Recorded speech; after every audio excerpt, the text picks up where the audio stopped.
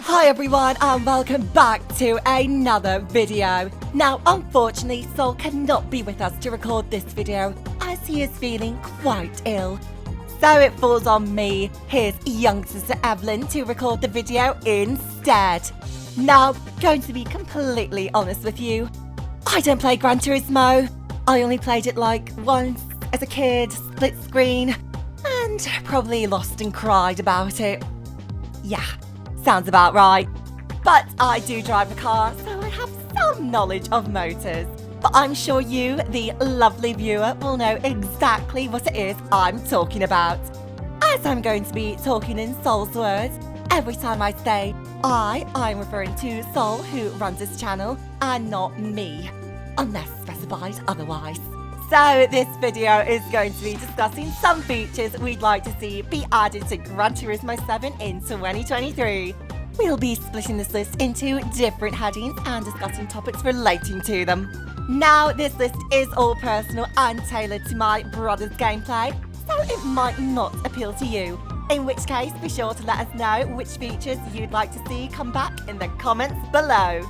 And without further ado, let's get started. So first off, let's start with some simple changes to the single player mode of Gran Turismo 7. Now, my brother does not play online, so we won't be talking about any of the online features because we don't know anything about them. But for the single player, one change we'd like to see made and removed is restricting certain cars to only one-make races. Yes, despite Gran Turismo 7 allowing you to fully customize the race grid to your specific tastes, there are a handful of cars that can only participate in one-make races, which is pretty ridiculous considering that those same cars can be used in custom races as opponents. So why can't we choose our opponents with them? It doesn't make any sense and it seemed like a simple change. Next up, we also have another simple change, and that is to do with the filters and sorts for custom races. You can only sort cars by ascending order on whichever category you pick, whether it be horsepower or weight, etc. And if you want to sort by descending, you can change view and then click on the category to change it. But after you select the car, it will reset to ascending again. And the same is true if I wanted to pick a few Italian cars to use. It would reset every time I went to change another opponent's car. So it's just a hassle, constantly having to change the selection, especially if I don't want it to change in the first place. Maybe I want to select a custom grid of slow cars with low horsepower. Gran Turismo has never been one for ease. But really, come on, it's time to make selecting cars easier for us. And speaking of selecting cars, the final point for this section is allowing us to change out car before selecting a single event. In older Gran Turismo games, you would select the track and then your car. But because we don't have an actual arcade mode, it's all linked to the World Circuit mode, which is quite a mess in and of itself. The car you're using is the car you will have to race with, and if you want to change it, you will have to either go all the way back into the garage mode on the main menu, or choose an event from the World Circuit and hope that the car you want to use comes up as an eligible vehicle for that event. What's more frustrating is that you can change your opponent's cars on custom races, but not your own. The option is literally there for the CPU.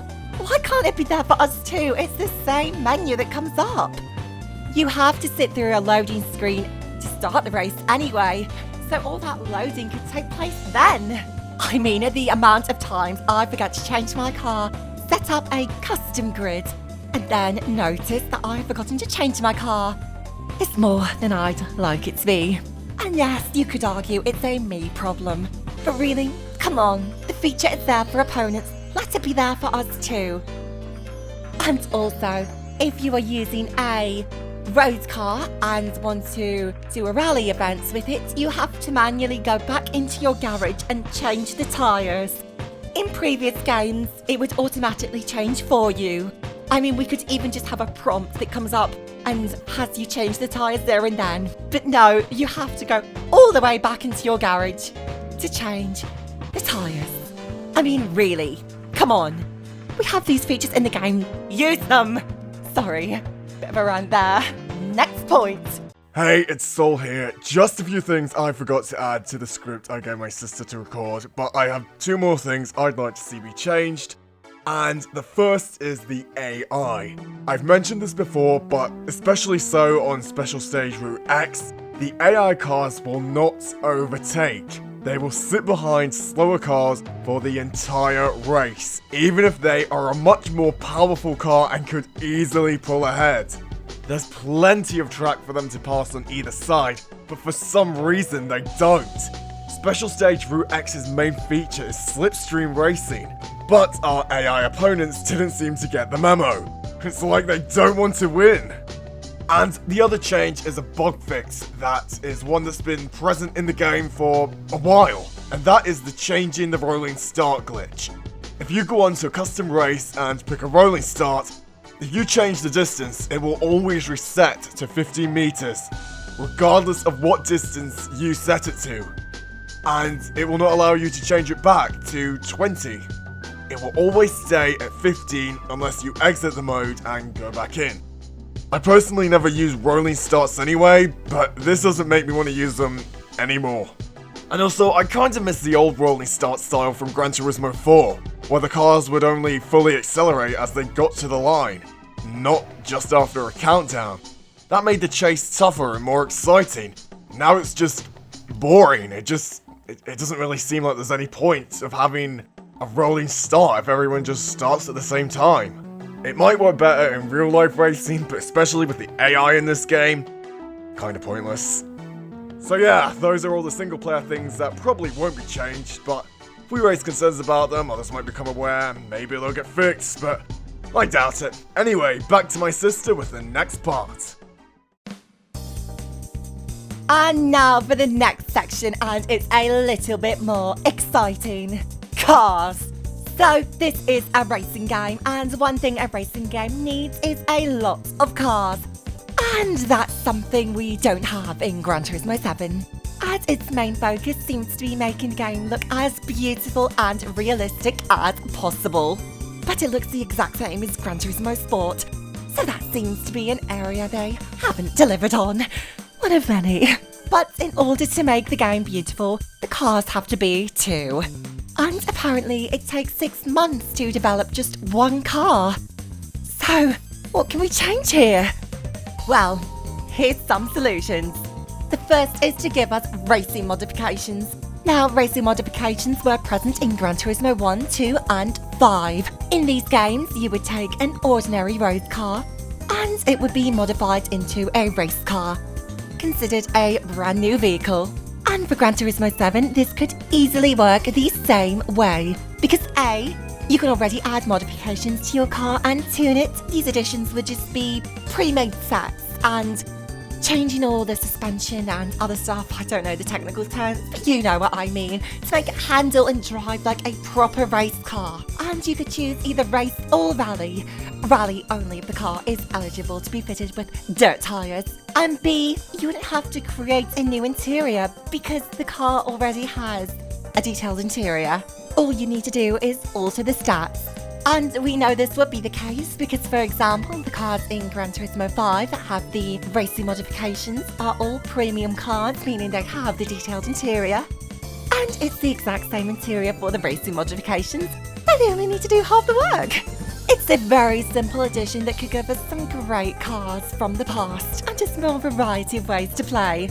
Plus, they already do this with several of the race cars having both racing and rally variants. And with the race versions, you usually have a Group 3 and a Group 4. So it's not like it's something new to them. But a better solution to this would be to give us back standard cars. In Gran Turismo 5 and 6, cars were split into 2 groups. Premium, which were highly detailed both on their exterior and interior. And then we had standard cars that were lower models and had black interior. However, the number of standard cars in Gran Turismo 5 and 6 vastly outnumbered the premium cars. Now, having standard cars would drag down the quality of the game. Yes, I am aware of that.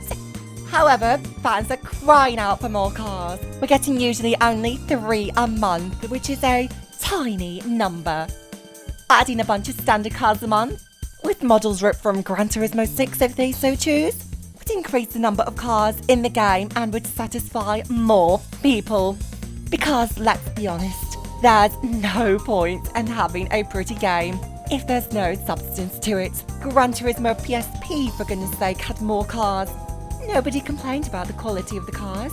Maybe IGN did, but they probably wouldn't moan about the lack of cars in Gran Turismo 7. Now, I am sure there are reasons as to why the output of cars is so low, but we're not going to go into that.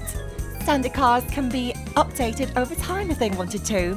Not all cars have interiors anyway, so standard cars wouldn't have to either. This is an easy solution that would make a lot of people happy to see more cars, their favourite cars from past games that probably won't even make this game.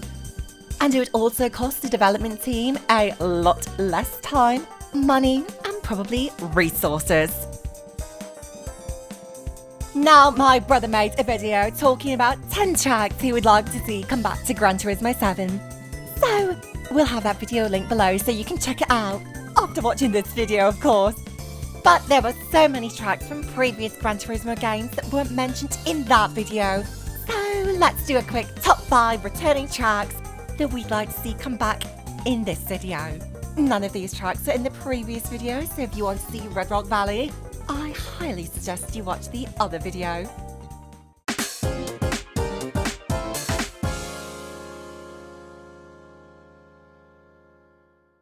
Now we're going to keep it short and sweet too. So at number 5 we have Grand Valley Speedway, a staple track from the Gran Turismo games of the past. Apparently it's been data mined, so we're waiting for it, patiently.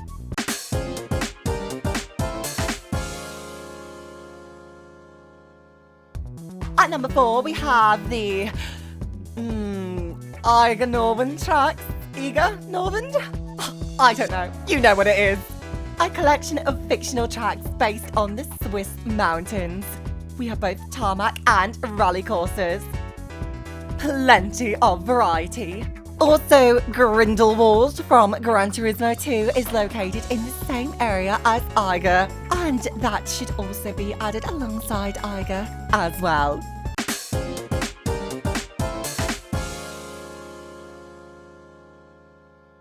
At number 3 we have Apricot Hill Raceway, another staple track from Gran Turismo games of the past. Apricot Hillway has appeared in every Gran Turismo entry -5 and, unsurprisingly, Sport. The track is very simple but very fun too, with long straights, a tight S-corner, and a continued slalom section on a hill, which gives a difference in elevation.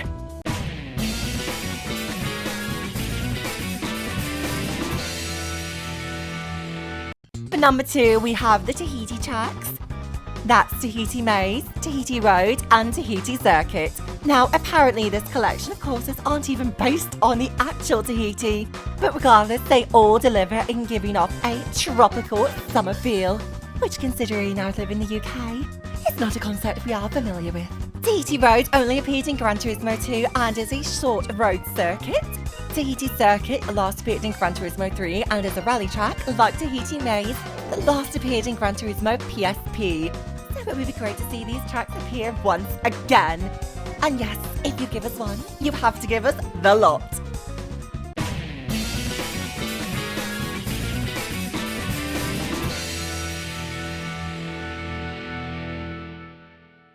And at number 1 on this shortlist, we have Green Forest Roadway from Gran Turismo 2. That's right, bet you didn't expect to see that. Well, it might be an old track, and despite the name Roadway, it is a rally track. And although they're not the focus anymore, Green Forest Roadway is a track that is sadly forgotten to time, but still a fun one and deserves an update. And yes, it might be similar to the Swiss Alps, but we haven't seen that since Gran Turismo PSP either. Now looking at some other kinds of tracks we could have added to Gran Turismo 7 are hill climbs. Mainly the Pikes Peak hill climb and downhill variant from Gran Turismo 2, as well as the Goodwood hill climb from Gran Turismo 6. Goodwood Motor Circuit is already in the game, so there's no reason why its hill climb couldn't be added. Not to mention the Suzuki Pikes Peak has also been added recently, and its hill climb should also follow. And finally, for this point, if Polyphony is not going to give us more tracks frequently, then give us a track maker mode. We had a track maker mode in Gran Turismo 5 and Gran Turismo 6, but in both versions it worked a little differently. In Gran Turismo 5, it was more of a track morph mode. You'd be given a track and could slightly change it, increase or decrease the number of sections and corners, as well as slightly change the elevation too. And in Gran Turismo 6, we were given a track editor app, which you could download and create tracks on it, and then transfer them to Gran Turismo 6 where you could race on them. The customization was a lot more advanced than Gran Turismo 5, but this was all done using online communications. So when the servers for Gran Turismo 6 shut down, so did the track editor, and the tracks could no longer be accessed, which was a major loss. For Gran Turismo 7, I'd happily take modes similar to Hot Wheels, where you could just place track pieces down to make a track, but that's probably too much work for Polyphony to make. Let's not lie. And finally, the very last part is a single point that won't happen. And that is to get rid of the required online connection. In order to play Gran Turismo 7, you always have to be connected to the internet. Despite the game being a full single-player experience, some maniac thought it would be a good idea to have the game require internet connectivity and online saves. So whenever there is an update, rather than just updating your game, servers are offline completely. And also, if you're in the middle of a race and your internet connection gets too weak, you will be forced out of the game. And people want long races. Yeah, no. This is an issue that won't be fixed, as it's a fundamental to the game. But in future, never use this method again, Polyphony. No Gran Turismo game, apart from Sport, uses this method. And the old method of saving game data onto either a memory card or the game system wasn't broken, so they didn't need to fix it. But in Sport, you can still play the game offline, you just can't save it because it uses online saves. The Gran Turismo 7 decided that in order to join the club, you have to be online exclusive. And with that, we have come to the end of this video. Thank you so much for watching. Do let us know some stuff you hope to see be included to Gran Turismo 7 in the comments below. And if you'd like to see me narrating some more videos, also let us know. I'd be happy to jump back into the driver's seat. Don't forget to like and subscribe. Have a lovely rest of your day, and we'll see you next time.